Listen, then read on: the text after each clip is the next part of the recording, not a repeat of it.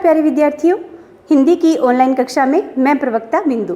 बच्चों, आज हम जिस निबंध पर चर्चा कर रहे हैं वो है विज्ञान वरदान या अभिशाप। आधुनिक युग जो है विज्ञान का युग कहलाता है, कारण हमें जीवन के हर क्षेत्र में आज विज्ञान का वर्चस्व दिखाई देता है। यानी कोई भी क्षेत्र ऐसा नहीं है दिनचर्या का जिसमें विज्ञान का अहम रोल ना हो, भूमिका ना हो। हर क्षेत्र में हमें विज्ञान की उपयोगिता दिखाई देती है।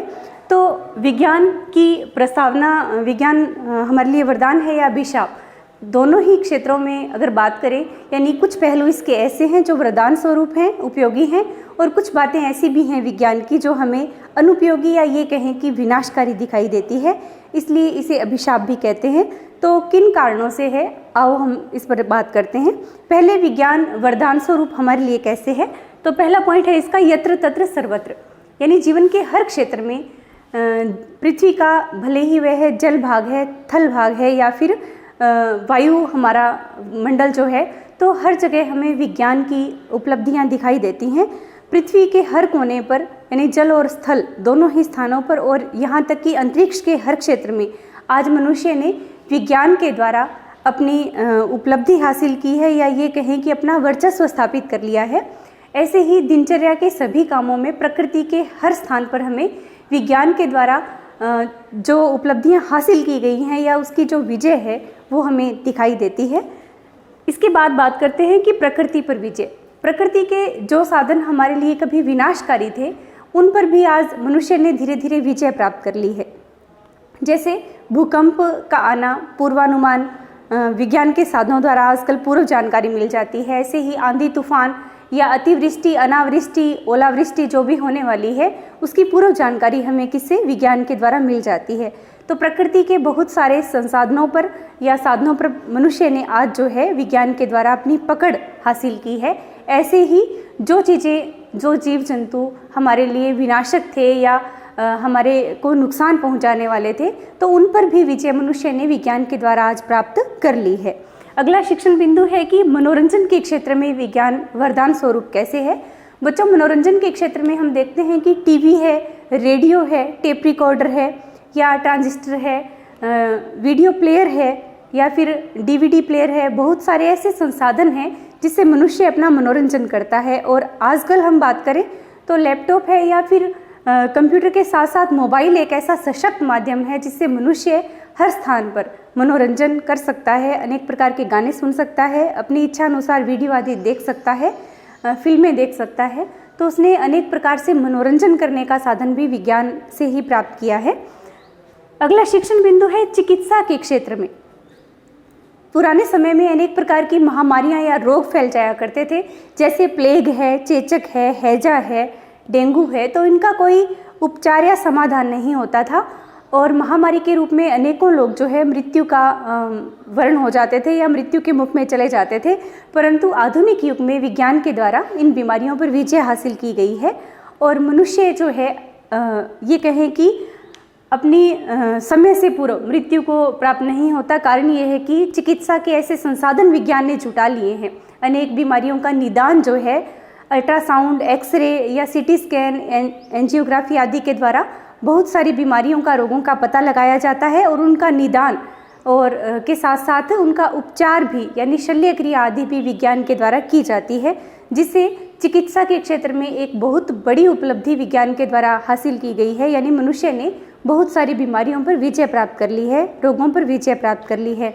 अगला शिक्षण बिंदु है यातायात के क्षेत्र में विज्ञान की क्या उपलब्धि है। तो आने जाने के जो साधन हैं आवागमन के, जैसे पहले बैलगाड़ी, ऊंट आदि हुआ करते थे, परंतु आधुनिक युग में ट्रक, जीप, मोटर कार, बस, इनके साथ साथ रेलगाड़ी है, हवाई जहाज है, हेलीकॉप्टर है। ये ऐसे यातायात के बड़े साधन हैं जिससे मनुष्य कुछ ही पलों में या कुछ ही घंटों में कई दिनों की यात्रा जो है बहुत ही शीघ्रता से पूर्ण कर लेता है। जो यात्राएं पहले कई महीनों और वर्षों में की जाती थी, उनको आज वो कुछ ही दिनों में पूर्ण कर लेता है। तो ये विज्ञान की एक बहुत बड़ी उपलब्धि है।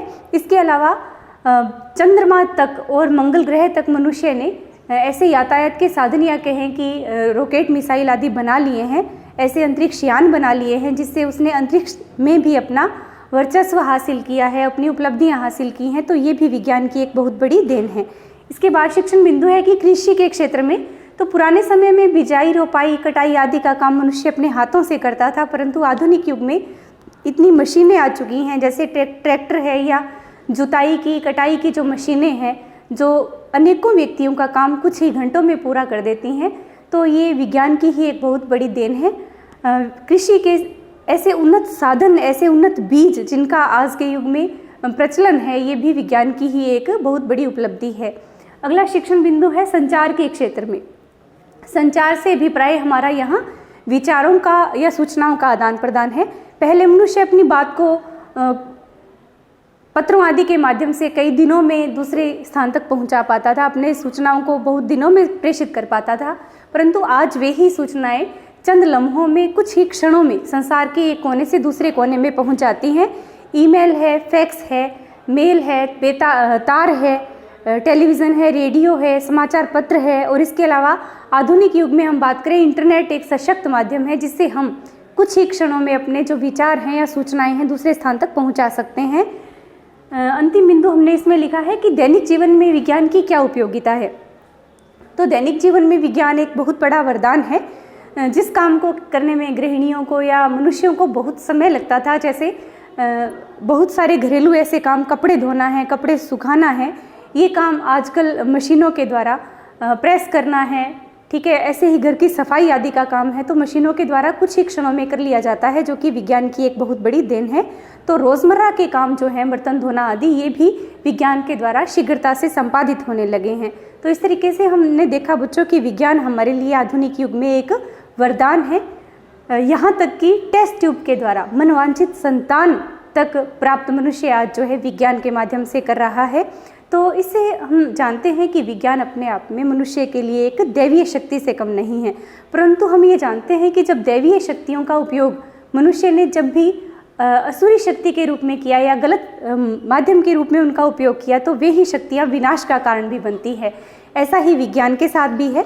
जब विज्ञान के साधनों का दुरुपयोग किया जाता है या गलत तरीके से इनका उपयोग किया जाता है, तो वे ही माध्यम हमारे लिए बहुत ही कष्टप्रद भी हो जाते हैं। हम आधुनिक युग में लिंगानुपात को देखें तो बच्चियों की संख्या में गिरावट आ रही है। ये अल्ट्रासाउंड से हो पाया, जिसका उपयोग तो किया जाता था कि भ्रूण जो है सही ढंग से विकसित हो रहा है या नहीं, या जन्म से पूर्व बच्चे में कोई विकृति तो नहीं है, परंतु जब लिंग भेद का पता लगाने के लिए इसका प्रयोग किया जाने लगा और कन्या भ्रूण हत्या की जाने लगी, तो इससे हमारी प्रकृति का संतुलन जो है बिगड़ने लगा और बच्चियों की संख्या में भारी गिरावट आई है।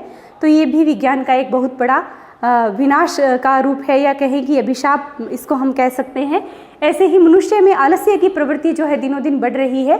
जो काम पहले मनुष्य अपने हाथों से किया करता था, वही काम आज वो मशीनों से करना पसंद करता है। जैसे पहले युग में औरतें दही बिलोने का जो काम है या फिर घर में सफाई आदि का काम है, ये पहले हाथों से किया जाता था, और आधुनिक युग में यही काम जो है मशीनों से होने लगे हैं।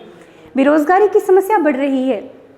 खेत को जोतने का काम या खेतों में बिजाई रोपाई का काम जो कई मनुष्य मिलकर के परिश्रम करके किया करते थे, वही काम आज मशीनें करने लगी हैं। फैक्ट्रियों में मनुष्यों के स्थान पर आज मशीनें आ चुकी हैं, जिससे बेरोजगारी की समस्या बढ़ गई है। ऐसे ही गणना का काम जो कई मनुष्य मिलकर किया करते थे, वही आज कंप्यूटर चंद लम्हों में कर देता है, जिस वजह से बेरोजगारी बढ़ रही है।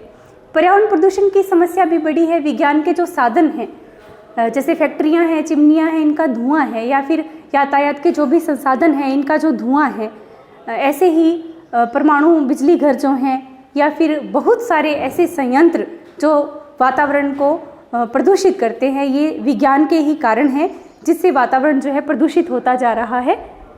इसके साथ साथ विज्ञान जो है एक विनाश या संहार का कारण भी बन चुका है। हम जानते हैं कि अणु परमाणु की खोज जो है बहुत सारे दुर्गम स्थानों को सुगम बनाने के लिए की गई थी, परंतु उन्हीं शक्तियों का प्रयोग जब विनाश के लिए यानी मनुष्य को मारने के लिए किया जाने लगा, जैसे द्वितीय महायुद्ध में हुआ था, हिरोशिमा और नागासाकी 2 नगर जो जापान के नष्ट कर दिए गए थे। तो ये जो शक्तियाँ हैं, परमाणु शक्तियाँ हैं, बम है, मिसाइल है, रॉकेट है, इनका प्रयोग जब मनुष्य के विनाश के लिए करता है, तो ये विज्ञान हमारे लिए अभिशाप बन जाता है। तो आवश्यकता है कि प्रकृति ने विज्ञान के रूप में हमें जो उपहार दिया है, या मनुष्य ने अपनी बौद्धिक बल से जो वरदान हासिल किया है, उसका उपयोग सही तरीके से किया जाए, ताकि वो वरदान बना रहे, देवीय शक्तियाँ बनी रहें। ऐसा ना हो कि ये ही देवीय शक्तियाँ असुरी शक्तियों में बदल कर हमारे लिए अभिशाप बन जाए। तो आशा करती हूँ बच्चों निबंध समझ में आया होगा। धन्यवाद।